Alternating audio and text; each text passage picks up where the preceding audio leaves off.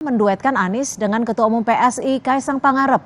Apakah wacana duet Anies Kaisang muncul untuk menghadang PDI Perjuangan dalam menggait Anies? Dan apakah Pilkada Jakarta akan jadi ajang replikasi peta politik Pilpres? Sudah ada Wakil Sekjen PKB Saiful Huda, politisi PDI Perjuangan Andreas Hugo Pareira, dan pengamat politik Kunto Adi Wibowo. Terima kasih sudah bergabung bersama kami. Saya langsung ke PKB dulu nih, Mas Saiful. Ini manuver baru setelah PDI Perjuangan melirik dan juga menimbang Anies untuk maju di Pilkada DKI Jakarta, atau seperti apa? Nggak tahu persis, yang jelas mungkin pertimbangan politik politik di Jakarta. Karena sampai hari ini Des Pilkada DPP belum mendapatkan tembusan surat dukungan dari DPW PKB DKI, karena secara tahapan memang ini baru tahap pertama dalam pilkada ini. Kebetulan PKB sudah punya mekanismenya yang ajak, harus dipatuhi oleh semua struktur partai. Jadi hari ini DPW baru memutuskan untuk mengusung Mas Anies Baswedan, dan setelah itu kita tunggu suratnya. Kebetulan saya termasuk dari 9 tim Des Pilkada DPP belum mendapatkan tembusan dukungan dari DPW PKB DKI terhadap Mas Anies Baswedan. Jadi secara tahapan memang masih ada tahapan lagi. Setelah diajukan oleh teman-teman DPW, nanti suratnya disampaikan kepada DPP, Des Pilkada DPP. Nanti baru ada tahap yang hampir ada 3 tahap berikutnya. Tapi pasti sebelumnya sudah ada diskusi dong, Mas Saiful? Pertimbangannya kah? Belum. Sama sekali? Saya juga belum. Des Pilkada DPP belum dapat penjelasan detail menyangkut soal DPW PKB untuk mengusung Mas Anies Baswedan. Saya ke Bang Andreas. Bang Andreas, ini wacana Anies duet dengan Kaisang Pangarep, PDI merasa dijegal tidak? Karena sebelumnya sudah melirik dan sudah melihat saling memberikan pujian. Bang Andreas, audionya mohon maaf. Ya pertanyaan, silakan. Apakah Pak Anies berminat gitu sama Pak Kaisang untuk berdua dengan Pak Kaisang?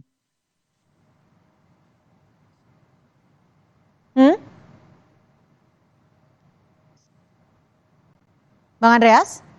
Halo, ya. Ya, gimana pernyataan Anda? Ya saya nggak tahu, apakah Pak Anies sendiri berminat nggak untuk duet dengan Pak Kaisang? Jadi, tapi dari PDI Perjuangan sendiri seperti apa? Melihat ada pergerakan ataupun manuver dari PKB ini? Ya kalau ya PKB tentu kita menghormati apa yang diusulkan oleh DPW PKB, yang ya kami lihat juga di media massa juga dari PDI Perjuangan juga di dalam penjaringan, melakukan penjaringan dengan termasuk Pak Anies juga namanya terjaring di PDI Perjuangan, karena proses dari pilkada ini ada 2 tahapan. Tahapan pertama adalah tahapan penjaringan oleh DPD untuk provinsi, untuk gubernur, dan di tingkat kabupaten kota itu oleh DPC, yang kemudian nanti diusulkan ke DPP untuk DPP melakukan penyaringan. Dan tahapan sekarang adalah ya sudah selesai dengan tahapan penjaringan dan dikirim ke DPP untuk selanjutnya dilakukan proses penyaringan. Di dalam proses penyaringan tentu kita akan memperhatikan banyak aspek lah, tentu. Tapi aspeknya itu lebih berat ke Anies Baswedan kah atau seperti apa, Bang Andreas? Gini, jadi sebelum kita bicara nama, tentu setiap partai yang mencalonkan, mengusung pasangan tertentu akan memperhatikan aspek ya elektabilitasnya. Di situ kan kita perhatikan modal sosial dari si calon tersebut. Tentu dukungan politiknya, dukungan politik itu ya dukungan dari partai-partai untuk menggenapi jumlah minimal 20%. Dengan partai mana gitu. Kemudian juga tentu ya kita harus tahu bahwa di dalam pilkada ini ya faktor dukungan finansial itu penting gitu, sehingga tapi ya mungkin kalau Pak Anies tidak ada masalah soal itu gitu. Tapi aspek modal sosial, modal politik itu akan menjadi faktor yang penting untuk dipertimbangkan karena kita mau mencalonkan orang yang bisa memimpin dengan baik dan kemudian memenangkan pilkada itu. Oke, saya ke Pak Kunto. Pak Kunto, kalau Anda melihat dari pergerakan PKB ini, Anda membacanya seperti apa? Duet Anies Kaisang ini secara DNA memungkinkan tidak? Atau ini hanya sekedar jalan untuk menjegal PDI Perjuangan?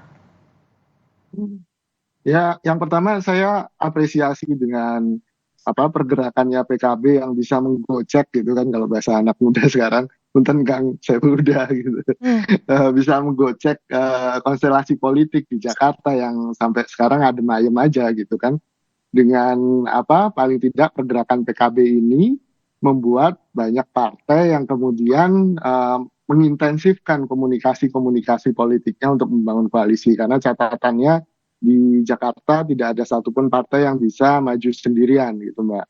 Lalu kemudian kalau soal, tapi kan ini tadi dari Kang Saifuddha kan jelas bahwa bahkan di DPP sendiri pun belum menerima surat tembusan gitu. Jadi ini baru usulan dari DPW. Prosesnya pasti masih panjang, sama dengan Bang Andreas tadi bilang bahwa di PDIP pun juga prosesnya juga masih panjang gitu Mbak. Menurut saya ini yang kita harus bersabar, dan ini sekali lagi saya apresiasi gocekannya PKB ini luar biasa gitu kan. Jadi lebih hangat lagi isu soal pilkada Jakarta, apalagi ditambah dengan isu Mas Kaisang gitu kan. Dan di sini kan kita harus cermati bagaimana Mas Kaisang ini meniru cara kakaknya gitu kan, dengan tetap ada di perbincangan politik gitu kan, dengan tetap disebut namanya gitu kan jauh-jauh hari gitu kan. Dan ini untuk memelihara panggungnya Mas Kaisang atau peluangnya Mas Kaisang di pilkada Jakarta. Tapi secara DNA apakah memungkinkan secara DNA politik? Iya, kalau DNA politik kan, politik itu nggak ada DNA esensialnya kan, semua bisa jadi lawan, bisa jadi kawan gitu. Tidak ada lawan dan kawan apa. Oke, saya ke Mas Saiful. Gimana ini, sekedar gocekan baru atau bagaimana nih kalau dibaca Pak Kunto seperti itu? Makanya saya juga mau nanya ke teman-teman DPW PKB Jakarta, kan memang tahapannya penjaringan, dan salah satu nama yang terjaring, yang daftar ke DPW PKB Jakarta adalah Mas Anies Baswedan. Tapi segitu seksikah nama Anies Baswedan sehingga PKB langsung langsung bersuara seperti itu, bersuara keras, langsung mengusung? Ya tentu kita hormati ya, pasti teman-teman DPW PKB Jakarta sudah mempertimbangkan banyak faktor.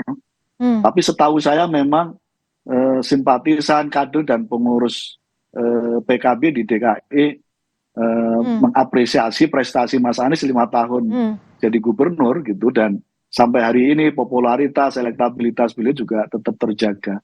Mungkin itu juga yang menjadi pertimbangan akhirnya mereka akan mengusulkan keputusan mereka mengusung Mas Anies untuk diserahkan kepada Despilkada DPP. Oke, saya ke Bang Andreas. Bang Andreas, kemarin kan Pak Utut sempat bilang peluang PDI Perjuangan untuk mengusung Anies ini artinya kalau bisa disimpulkan yang penting elektoral, asal bisa menang. Itu bagaimana? Apakah ini suatu statement untuk mengartikan asal bukan orangnya Jokowi dalam tanda kutip? Saya kira Anda membantah sendiri apa yang tadi disampaikan. Tidak ada hubungannya antara elektabilitas Anies dengan menghadang orang Jokowi gitu. Memangnya orangnya Jokowi harus selalu menang gitu? Kan tidak juga gitu kan. Jadi di sini kan sebenarnya Anies ini figur yang memang ya kita tahu bahwa Anies ini figur yang ya masih dominan dari segi elektabilitasnya. Yang terjadi kan justru orang mau mendompleng ke Anies kan di sini, sama seperti di Pilpres kemarin gitu kan. Ini kan ya mau mereplikasi tadi kan Mas Kunto sampaikan, ini replikasi ini dengan ya mendompleng siapa yang membutuhkan siapa sebenarnya. di dalam proses sekarang ini gitu kan. Kalau kita lihat di sini kan justru ya kalau Mas Kaisang menyampaikan itu kelihatan sekali bahwa dia membutuhkan Anies gitu, mendompleng ke Anies gitu. Apakah ini kemudian cara untuk menjegal yang lain? Saya kira ya Mas Anies tuh politisi yang matang dan paham persoalan. Kita tahu bagaimana kritik-kritik Mas Anies terhadap proses di dalam Pilpres kemarin gitu. Oke, tapi gini Bang Andreas, termasuk proses sebelumnya yang terjadi sebelumnya, dan ini pun replikasi ini pun terjadi juga gitu di dalam ya menuju ke Pilkada DKI ini gitu. Oke, tapi jadi gini Bang Andreas, lihat ini transparan gitu, ya, terbuka. saya potong, maaf. Kalau kita flashback ke belakang, sempat ada saling puji Anies Baswedan. Tapi kalau kita flashback juga di Pilkada 2019, di Pilpres 2024, Anies ini kan di gerbong yang berbeda secara politik maupun ideologis dengan PDI Perjuangan. Ya, Pilkada itu kan figur yang kita lihat di sini kan figurnya. Ya tadi kan Anda sendiri yang mengatakan bahwa Mas Utut menyampaikan itu, artinya penilaian terhadap figur itu ya di sini antara Pak Anies dengan dukungan yang diberikan kepada Pak Anies pada tahun 2019 dengan situasi yang kita semua sudah tahu bahwa ada ya di situ sangat dominan yang namanya politik identitas dan yang lain-lain yang berkembang pada saat itu. Ya alhamdulillah, puji Tuhan bahwa sekarang ini kita berharap bahwa itu tidak terjadi lagi yang namanya politisasi politik identitas itu gitu. Dan di sini ya dengan menampilkan cara berpolitik yang ya lebih elegan dengan menempatkan perform politik, kinerja politik. Ya saya kira di sini membuktikan bahwa ya Pak Anies bisa diterima oleh yang lain juga gitu. Baik. Termasuk di sini DPD PDI Perjuangan ikut mengusulkan Pak Anies. Baik, saya ke Pak Kunto. Pak Kunto, kalau Anda melihatnya, Pilkada 2024 ini akan mereplikasi Pilpres kemarin tidak? Dan Pak Kunto? Ya, maaf. Ada peluang besar untuk mereplikasi itu, Mbak. Dalam artian posisinya kan sedang berhadapan-hadapan nih. Koalisi perubahan, ex-koalisi perubahan gitu kan, PKB, Nasdem, dan PKS yang sudah punya chemistry dengan Anies, sangat mudah untuk kemudian membentuk koalisi gitu kan, dan berhadapan-hadapan dengan koalisi Indonesia Maju dari Pak Prabowo dan juga ada Pak Jokowi di situ. Dan PDIP mungkin bisa memilih nih antara keduanya, atau skenario yang lainnya kan juga mungkin. PKB mungkin sama PDIP mumpung ada dua petingginya di sini kan, nanti habis ini ngobrol gitu kan. Atau sangat mungkin PKS dan Nasdem sendirian gitu kan, karena mereka juga punya nama-nama yang lain. Sehingga ini skenarionya masih banyak Mbak yang mungkin terjadi gitu. Kalau ditanya seberapa mungkin, ya kemungkinan besar lebih mudah untuk mereplikasi. Tapi saya setuju dengan Bang Andreas, ada hitung-hitungan modal sosial, modal politik, dan modal finansial. Nah mungkin tiga itu yang kemudian harus dibicarakan antar partai nih. Membentuk koalisi kan tidak semudah itu pasti, apalagi untuk daerah yang sebesar Jakarta ini. Baik, terima kasih Pak Kunto Adiwibowo, pengamat politik, dan juga Bang Andreas Hugo Parera, serta Mas Saiful Huda sudah bergabung bersama kami di Kompas Petang. Selamat sore. Selamat.